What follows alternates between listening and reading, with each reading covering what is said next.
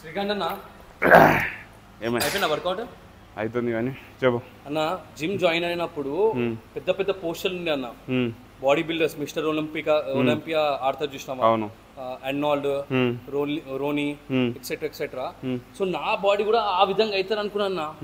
కానీ చూస్తే నేను ఇప్పటి నుంచో జిమ్ చేస్తాను, ఇదే ఉన్నా నేను నీది కూడా అట్లనే అవుతాను అనుకున్నా. కానీ కటింగ్స్ వచ్చి ఉన్నాయి అన్న. అంటే ఇప్పుడు నేను జిమ్ చేసి వేస్ట్ అంటావా? అట్లని కాదు, ఒకటి చెప్తా. వాళ్ళ ఏంది అథ్లెట్స్ వాళ్ళ కంప్లీట్ అనబాలిక్స్ మీద నడుస్తుంది. అనబాలిక్స్ అంటే వేరే మెడిసిన్స్ మీద నడుస్తాయి వాళ్ళే, ప్రతి ఒక్క బాడీ బిల్డర్ది మెడిసిన్స్. నువ్వు చూసే నీ ఫిట్నెస్ ఇన్ఫ్లుయెన్సర్ కూడా మంచిగా కటింగ్ చూసి ఇట్లా ఇట్లా మంచి మంచి బండిల్స్ కనిపిస్తాయి కదా, ఎవ్వడు న్యాచురల్ కాదు. న్యాచురల్ అని ప్రతి ఒక్కడు న్యాచురల్ చెప్పుకుంటాడు, కానీ న్యాచురల్గా ఉండే ఫిజిక్ అంత హార్డ్నెస్గా అంత హెవీగా ఉండదు. అంత మెడిసిన్స్ మీదే ఉంటారు వాళ్ళు. న్యాచురల్గా ఫిట్గా మాత్రమే ఉండగలుగుతాం. ఫిట్గా ఉంటుంది, స్ట్రెంత్ గెయిన్ ఉంటుంది, మంచి ఒక కట్అవుట్లు ఉంటుంది అంతే. దానికి మించి అంత మస్కులారిటీ ఉండదు, అంత హెవీగా ఉండదు.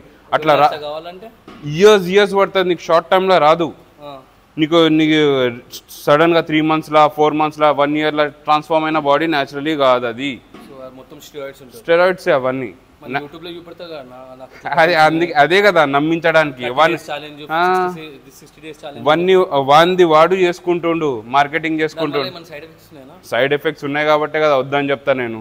ఖచ్చితంగా ఖచ్చితంగా చేస్తా.